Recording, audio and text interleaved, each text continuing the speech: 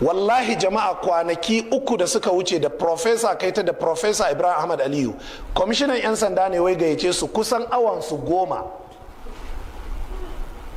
akan me wai sun yi lacca akan allurar rigakafi. Wannan fa profesa ne akan ilimin hada magunguna ba na gargajiya ba, na bature, digiri 1 2 3 sannan farfesa. Wannan farfesa ne akan shari'a digiri 1 2 3 sannan farfesa daga ina?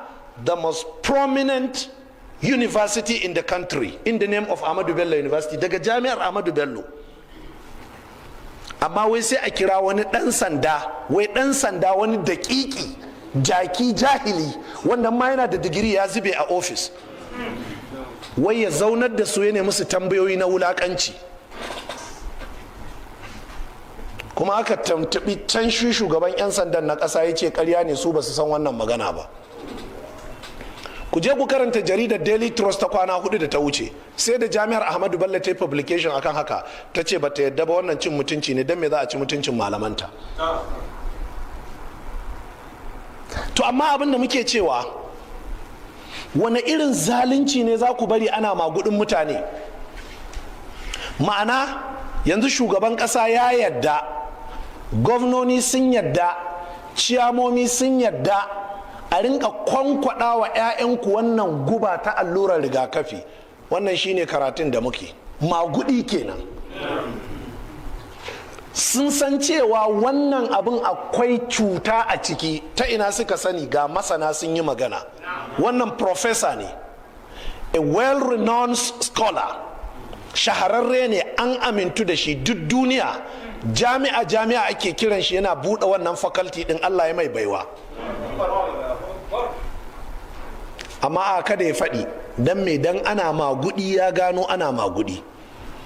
Akwai wani publication ɗin shi, in Allah maɗaukakin sarki ya kai mu gobe za mu zo da shi nan, ku yi photostat ku je ku abin nan. A cikin jaridar Daily Trust aka yi hira da shi kusan shekara 7.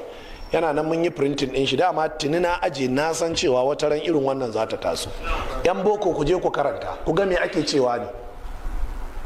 Ya kana mulki, a ƙarƙashin mulkinka za a zo ana cutan mutanenka, amma saboda tsare mulkinka sai ka bari.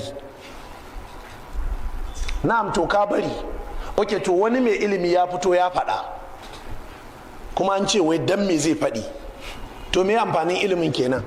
Shine na ce sai a kulle jami'o'i yanzu, kowanne masani sai ya koma kofar gidan gwamnati ya zauna. In gwamna ya fito ya ce to me kake so mu faɗi yau?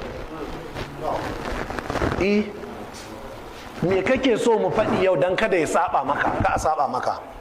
Me kake so a faɗi? Mana ilimi ba shi da sauran daraja kenan. To duk wannan yana daga cikin magudi wanda annabi sallallahu alaihi wasallam yake cewa duk mai mulkin da ranar mutuwa ta same shi yana mai cikin magudi ga al'ummar shi, to ba abin da ya cancanta gare shi sai wuta. Suna ji suna gani ana cutan mu. Duk wani tsohon gwamna ka je ka zauna da shi, duk wani tsohon famanin sakatare ko kwamishina ka zauna da shi, zai ruwaito maka wata cuta da aka taɓa yi suna mulki. In ka ce me yasa bai faɗi ba a lokacin, zai ce to yayi iya kaza kaza, wai sai yanzu yake faɗi sanda ba ta da amfani. Yanzu ne dan ba a yi da shi zai faɗa. Allah ya kiyaye. Malam ya ce to almas'alatu thalitha